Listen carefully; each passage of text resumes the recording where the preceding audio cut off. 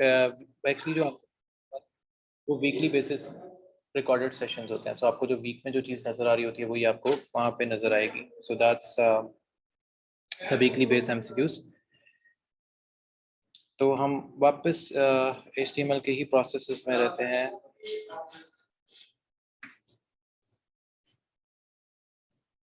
एक था alphabetical list वाला, ऑर्डर है कि अनऑर्डर्ड. अच्छा, वो आपका ऑर्डर्ड है, वो अनऑर्डर्ड नहीं होता, वो ऑर्डर्ड में होता है. जब भी आपको अल्फाबेटिकली कोई चीज़ आए तो वो आपका स्ट्रेट फॉरवर्ड आपने उसको ये देखना है कि वो ऑर्डर्ड में आता है, वो अनऑर्डर्ड कभी भी नहीं होता. सो दिस इज ये एक नॉर्मल सी ही चीज़ है सलवा, जिसको हम डेली बेसिस पे भी यू कैन से कि हम देख रहे होते हैं या इसके ऊपर वर्किंग चल रही होती है. अच्छा, तो इस तरह ये फ्रंट एंड के ऊपर HTML होती है. अगर हम बिल्कुल बेसिक से सबको देखें कि पॉइंट बाय पॉइंट अगर हर एक को देख कर लेके चला जाए, जिनको नहीं पता होता कि वेब डेवलपमेंट किस चीज़ का नाम है, तो उनके लिए मैं आपको एक चीज़ बताता चलूँ, वेब डेवलपमेंट क्या होती है या वेब डेवलपमेंट कैसे की जाती है. सो वेब डेवलपमेंट में अच्छा, फोर्थ वीक का इरशाद लेक्चर जब अपडेट हो जाएगा अभी शाम तक, सो कुछ आई गेस टेक्निकल प्रॉब्लम ना आ रही हो, मैं फिर भी उसको दोबारा कंफर्म करवा लेता हूँ. तो आपका फोर्थ वीक का जो लेक्चर है वो भी अपडेट हो जाएगा. तो अगर हम बिल्कुल फ्रंट एंड की बात करें ना, बिल्कुल इसमें फुल स्टैक में, तो हमारे पास फ्रंट एंड में पहले आती है HTML. अब HTML से आगे फ्रंट एंड पे चले जाते हैं, फिर बूटस्ट्रैप बूटस्ट्रैप आती है, या हमारे पास होती है जावास्क्रिप्ट आती है, स्क्रिप्टिंग आ जाती है, स्क्रिप्टिंग लैंग्वेज आ जाती है. स्क्रिप्टिंग लैंग्वेज में हमारे पास डिफरेंट प्रोटोकॉल्स आ जाते हैं. सर वीक 2 का क्विज नहीं हुआ मेरा, बट वीक 3 का क्विज दे चुका हूँ. अच्छा अयान राशिद, आपका अगर वीक 2 का नहीं हुआ, आप एक काम करें कि एक रिक्वेस्ट आप सेंड करें जिसमें आपको वीक 2 का क्विज भी जो है वो दोबारा असाइन कर दिया जाएगा. So don't worry about it.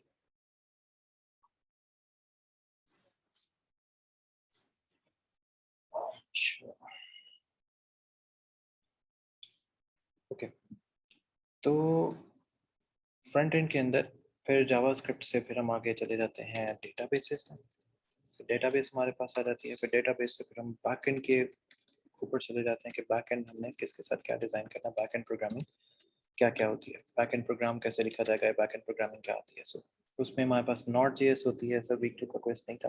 अच्छा, शायद समटाइम्स कुछ लोगों को वीक 2 का क्विज शो हुआ था कुछ टाइम के लिए, कुछ लोगों को वीक 2 का क्विज नहीं शो हुआ था. सो डोंट वरी, अगर वीक 2 का किसी को क्विज शो हुआ था और उसने अटेम्प्ट कर दिया तब भी ठीक है. अगर नहीं शो हुआ था और नहीं हुआ तो फिर उसको एक्चुअली वीक 2 में हम कुछ देर के बाद हम आपको वीक 3 क्विज जो है वो अलाउ करेंगे, जिसमें हमने आपके गैट मार्क्स जो हैं उनको इंक्लूड करना था. तो वो आपको आइडिया हो जाएगा कि how we gonna make it work with the quiz. फिर बैकएंड के ऊपर हमारे पास आ जाएगा नॉट जेएस आ जाती है, पाइथन आ जाती है. So we have a different backend languages. Python कर लेते हैं बैकएंड के ऊपर. फिर हमारे पास रेडिक्स है. रेडिक्स एक और लैंग्वेज है जो बैकएंड के ऊपर ही यूटिलाइज की जाती है, लेकिन इसके डिफरेंट यूजेज होते हैं. तो रेडिक्स की लैंग्वेज आ गई, इस तरह की डिफरेंट और प्रोटोकॉल्स की लैंग्वेजेस होती हैं through which we can easily work on the full stack web development. अच्छा, फुल स्टैक में फिर हमारे पास फ्रंट एंड से हटके हमारे पास डिफरेंट रिसोर्सेज आते हैं. अब ये स्क्रिप्टिंग आ गई. अब ये दिखने में ये रिएक्ट जेएस है. इसी तरह हमारे पास जावा स्क्रिप्ट होती है, स्क्रिप्टिंग लैंग्वेज लैंग्वेज को यूज़ करते हैं और उसमें वर्किंग करते हैं. फिर इसमें हमारे पास डेटा बेसिस आते हैं. जैसे मैं स्पोर्ट पे आता हूँ, स्पोर्ट पे कुछ इसकी कमांड्स आ रही हैं, इंटीग्रेशन में कुछ कमांड्स आ रही हैं. अब ये हमारे पास जावा स्क्रिप्ट लिखी गई है, इसको हम स्क्रिप्टिंग कहते हैं. जावा स्क्रिप्ट की जो स्क्रिप्ट होती है, अब ये रिएक्ट नहीं है, ये जावा स्क्रिप्ट की स्क्रिप्टिंग है. अब जावा स्क्रिप्ट में जो स्क्रिप्टिंग लिखी जाती है, इसमें टोटली जो वर्किंग है वो डिफरेंट ही की जाती है. अब जैसे मैं इसको अपडेट कर सकता हूँ इवेंट लॉग में, क्योंकि जावा स्क्रिप्ट में जो स्क्रिप्टिंग हमें नजर आएगी वो टोटल थोड़ी सी डिफरेंट होगी. कि हम अपने स्क्रिप्टिंग्स को किस तरह अपडेट कर सकते हैं या किस तरह स्क्रिप्टिंग को लिखा जा सकता है. इसकी कॉन्फ़िगरेशंस हैं, इसमें फिर व्यूअर्स आ जाते हैं, इसके यूनिट टेस्ट होते हैं, फिर इसके डेटाबेस इसमें टेक्निकली ऑटोमेटिकली कनेक्टेड रहती है. डेटाबेसेस में हम इतना ज़्यादा काम उसको नहीं देते. उसकी रीज़न ये है कि जब डेटाबेसेस में हम काम देना शुरू करते हैं तो मोस्टली होता ये है कि जो आपकी वर्किंग डेटाबेस है या वर्किंग क्राइटेरिया, लाइक मैं आपको एक चीज़ दिखाता हूँ, इसको हम वर्किंग डेटाबेसेस कहते हैं. वन स्टैक में या फुल स्टैक में प्रोग्रामिंग के अंदर वर्किंग डेटाबेसेस कौन से होते हैं.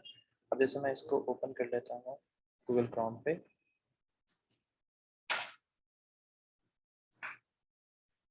तो मेरे पास एक ही खाली पेज नजर आ रहा है, लेकिन इसके बैकएंड के ऊपर मेरे पास काम हो रहा होता है।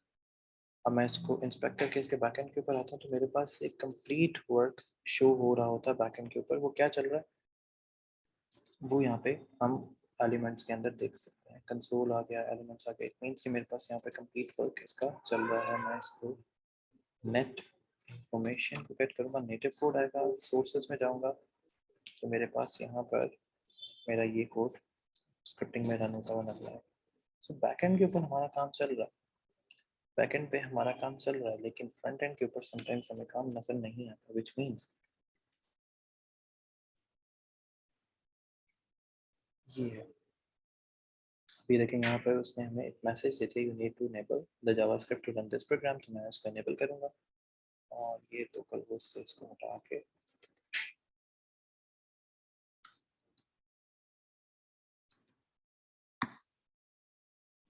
तो मेरे पास ये 404 का एरर शो हो जाएगा। यस, अब मैंने इसको लोकल स्क्रिप्ट से हटा दी क्योंकि मेरे पास क्लाइंट सोर्स है। क्लाइंट सोर्स मैंने जब लोकल सोर्स से हटाऊंगा तो मुझे यहाँ पे भी कुछ नज़र नहीं आएगा, विच मीन्स कि मुझे इसकी एंड टू एंड जो वर्किंग है उसको देखना पड़ेगा। वो क्या होती है, अब ये देखिए मैं HTML पे आता हूँ तो मैं इसको ऑन करता हूँ। अब मेरे पास इसकी जो 1-to-1 इंक्रिप्शन है वो थोड़ी सी डिफरेंट चलेगी। अब वो क्या डिफरेंट चलेगी कि इवेंट लिसनर को हम ऑन कर देंगे। मैं यहाँ पर इवेंट को ऑन कर देता हूँ। अब मैंने यहाँ पे इवेंट लिसनर ऑन कर दिया। अब इवेंट से रिगार्डिंग जो मेरे कोडेड जनरेट होगा सोर्सेज में वो थोड़ा सा डिफरेंट होगा। इधर मैं जाकर कंट्रोल ऐप करके मैं इवेंट को फाइंड आउट कर लूँगा तो मेरे पास ये इवेंट एक जनरेट होगा। ये जो यहाँ पे आपको नजर आ रहा है ये मेरे पास सेगमेंट ऑफ इवेंट है, ये मेरे पास यहाँ पे जनरेट हो गया सेगमेंट ऑफ इवेंट। अब मैं इस इवेंट के थ्रू डिफरेंट जगह पर वर्किंग कर सकता हूँ। सो मेरे पास फ्रंट एंड के ऊपर बहुत सा डेटा अवेलेबल होता है using the HTML, using the JavaScript, using the bootstrap. अब इसी चीज़ को मैं बैकएंड के ऊपर सर्वर एंड पे लेके आता हूँ। तो बैकएंड के ऊपर जो सबसे पहली चीज़ यूज होती है उसको कहते हैं डेटाबेस। तो हम डेटाबेस के अंदर छोटे छोटे टेबल्स को डिजाइन किया जाता है। ये है डेटाबेस का कनेक्शन जो प्रोवाइड करेगा डिफरेंट मोंगोडीबी के साथ। अब मोंगोडीबी क्या होती है, मोंगोडीबी को हम इंस्टॉल करते हैं डिफरेंट जगह। मोंगोडीबी एक्चुअली इंस्टॉल की जाती है। मोंगोडीबी को इंस्टॉल करने का तरीका ये होता है कि आप लोगों को विंडोज होंगे, आप CMD लिखेंगे। मेरे पास है मैक, तो मैं टर्मिनल पे आऊँगा। अच्छा, आपने इसकी कोई इसकी हार्ड एंड फास्ट रूल नहीं है। आपने क्या करना है, अगर आपको नहीं समझ आए कि आपने इसकी कैसे इंस्टॉलेशन करनी है किसी भी प्लेटफॉर्म पे, आपने इधर गूगल पे आना है, यहाँ पे आपने लिखना है MongoDB इंस्टॉलेशन, इंस्टॉल ऑन। आपके पास विंडो है, आप विंडो पे करेंगे। जैसे मेरे पास मैक पे होती, मैंने मैक पे की थी तो मैं मैक लिखता था, तो आप विंडोज लिखेंगे तो आपके पास पहला ही लिंक मिलेगा ये वाला। आपने सिर्फ इसी के थ्रू इंस्टॉलेशन स्टार्ट कर देनी है। अगर आप उसके थ्रू इंस्टॉलेशन नहीं कर सकते तो आपने विंडोज़ और मैक की एक और नीचे पड़ी होगी इंस्टॉलेशन गाइड, आपने इस इंस्टॉलेशन गाइड को यूटिलाइज करना है और MongoDB को यूज़ करना है। जैसे मेरे पास यहाँ पर व्यू की कमांड होती है, मैं टर्मिनल ओपन करता हूँ तो मेरे पास यहाँ पे व्यू अपडेट होगा।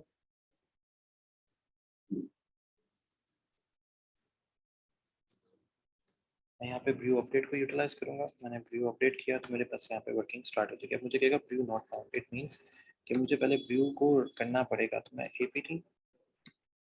apt-get अपडेट करके देखता हूँ क्या मेरे पास ये चलता है। तो ये भी मुझे बैश की कमांड में नहीं चलाना देगा, तो मैं बैश में आता हूँ apt-get अपडेट।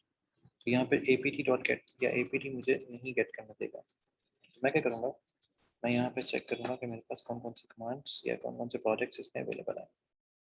अब जैसे आपके पास ये एरर आता है कि आपके पास विंडोज़ पे आपकी कमांड नहीं चल रही, कोई भी आपकी कमांड नहीं चल रही, तो इसमें पहले आपको कुछ चीज़ें इंस्टॉल करनी पड़ेंगी प्री रिक्विजिट। तो आपके पास ना वहाँ पे प्री रिक्विजिशन में कुछ चीज़ें ऑलरेडी पड़ी होंगी। अब मैं पहले यहाँ पे लिखूँगा इंस्टॉल व्यू ऑन मैक, तो ये मेरा ये कमांड लाइन होगा, कमांड लाइन से सीधा ये मुझे ब्रू इंस्टॉल कर देगा इंस्टॉलेशन में। अगर आपके पास नहीं है तो आपने ब्रू ऑन विंडोज़ या विंडोज़ लिखते हैं या पावरशेल लिखते हैं तो आपका ये सेम काम विंडोज़ 10 के ऊपर भी या पावरशेल के ऊपर भी हो जाएगा। अगर आपको ब्रू नहीं भी चाहिए डेटाबेस के लिए तो आप यहाँ पे खाली लिखें install Mongo dB on Windows, तो आपको इंस्टॉलेशन गाइड ऑटोमेटिकली विंडोज़ के लिए यहाँ से मिल जाएंगे, इंस्टॉल मोंगो से यहाँ से मिल जाएगा। सो यहाँ पर मेरे पास ये ब्रू को इंस्टॉल करने का तरीका है कि मैं ब्रू कैसे इंस्टॉल करूँगा और उसको किस तरह कनेक्ट करूँगा अपने उसके साथ। तो ये कंप्लीट लंबा प्रोसेस है। इसी तरह मेरे पास ये वाला आ गया। सो ये ब्रू को इंस्टॉल करने के डिफरेंट प्रोसेसेस हैं कि हम इंस्टॉल ब्रू को कैसे करते हैं या उसमें किस तरह ब्रू इंस्टॉल किया जाएगा। सो ये एक अलग कहानी है। हमारी कहानी है कि हम डेटाबेसेस को आपस में कनेक्शन करने का ये काम होता है। तो डेटाबेस में आपको दिखा देता हूँ जो हमारे पास डेटाबेसेस होते हैं वो हमारे पास यहाँ पे एक्स्ट्रा पड़े होते हैं। जैसे मेरे पास वन नोट का डेटाबेस पड़ा हुआ है मेरा, ये मैंने अपना डेटाबेस में रखा हुआ है, या मैं लाइव डेटाबेसेस रखे हुए हैं, मैं इसको वन नोट को ओपन करके दिखा देता हूँ। तो ये वैसे दिखाएगा जैसे हमारे पास डेटा टेबल्स होते हैं।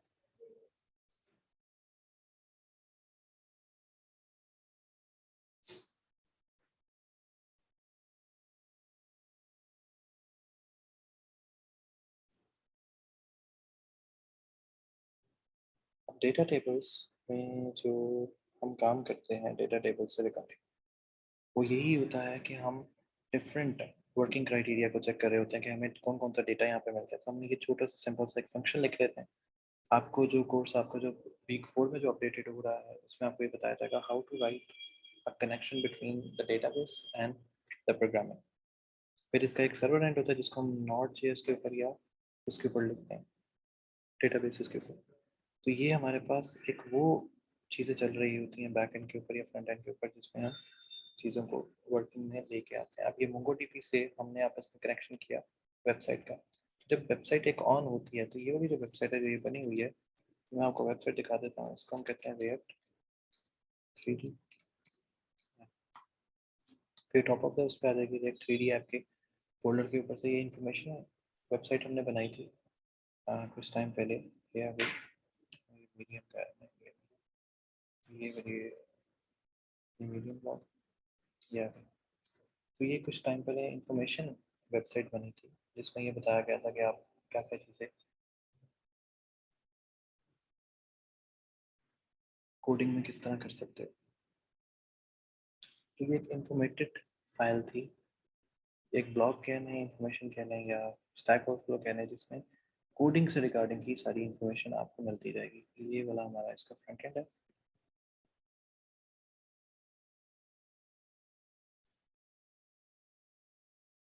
और ये यहाँ से करके हम लॉग इन पे आ जाएंगे। तो ये लॉग इन नहीं करेगा क्योंकि सिर्फ इतना सा फ्रंट एंड बना हुआ है सब। तो ये हमारे पास बैक एंड के ऊपर डेटाबेस आ जाता है। ये भी बस डेटाबेस लोड हो रहा है, जो इसका डेटाबेस है वो अपने साथ लिंक रखता है। सो टेक्निकली स्पीकिंग में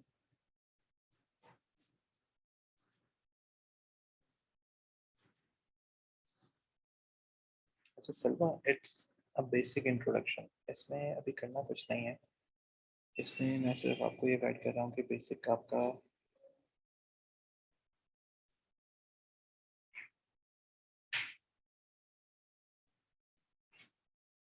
अच्छा शायद इसमें ना 12 वीक्स में आप फुल स्टैक की जो एक असाइनमेंट दी जाएगी वो इम्पोर्टेंट असाइनमेंट्स होती हैं। अगर तो आप इस वीक के बाद जब आपको असाइनमेंट्स करना शुरू हो देंगे, अगर तो आप असाइनमेंट्स कर लेते हैं और कंफर्म कर लेते हैं, और उसमें से उस असाइनमेंट का अगर आप 25% भी कर लेते हैं तो पीएफटीपी आपको इंटर्नशिप प्रोवाइड करता है जिसके थ्रू बाकी फिर आप सारा फुल स्टैक डेवलपमेंट के अंदर सीखते हैं। अच्छा सलवा, आपके क्वेश्चन पे आता हूँ।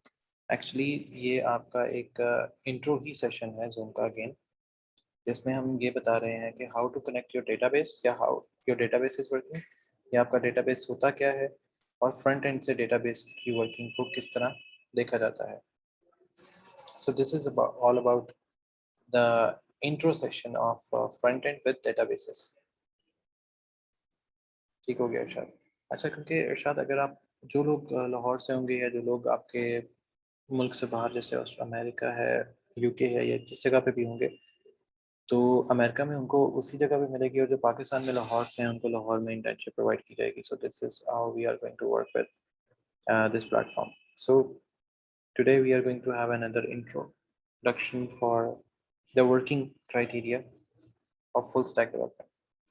क्योंकि ये एक शॉर्ट सेशन है, क्योंकि रमज़ान है, जिसकी वजह से हमने ये एक शॉर्ट सेशन रखा था, जिसमें ये देखना था कि आपको बताना था एक्चुअली, क्योंकि कुछ की क्वेरीज आ रही थी कि ये फुल स्टैक डेवलपमेंट एक्चुअली होती कैसे है या होती क्या है. तो वो बच्चे तो यहाँ पे एक्चुअली नहीं आज उस पर आए, क्योंकि हमने ये इंट्रो सेक्शन रखा था जिसमें बस ये बताया जाएगा कि हम यह बताना था कि हमारी वर्किंग किस किस तरीके से चल रही होगी, जो वेबसाइट है वो आपको किस तरह एक्चुअली नजर आएगी या दिखती है. सो ये एक वो छोटा सा एक शॉर्ट सेशन था जूम का, जिसमें इसी सेशन को हमें दोबारा भी करना है, जो थोड़ा सा डिटेल में होगा. वो डिटेल में इस वजह से होगा कि हमने उसमें आपकी लाइव क्यूरीज लेनी है, जब सारे बच्चों की स्ट्रेंथ होगी. लाइव क्यूरीज आएंगी, लाइव क्यूरीज से हमने फिर आपको उस टाइम पे फिर हम एक आपको वर्किंग करके दिखाएंगे कि how to make such thing on a website. तो ये सेशन बिल्कुल छोटा सा था, जिसमें सिर्फ आपको वर्क फ्लो बताना था कि एक्चुअली ये वर्क फ्लो क्या है और इसको किस तरह देखा जाता है वर्क फ्लो को. जो भी अगर आपकी क्यूरीज होंगी, आप टॉप टू पे या ईमेल पे अपनी क्यूरीज करें, ताकि हम उसको रिजॉल्व करके आपको बताएं.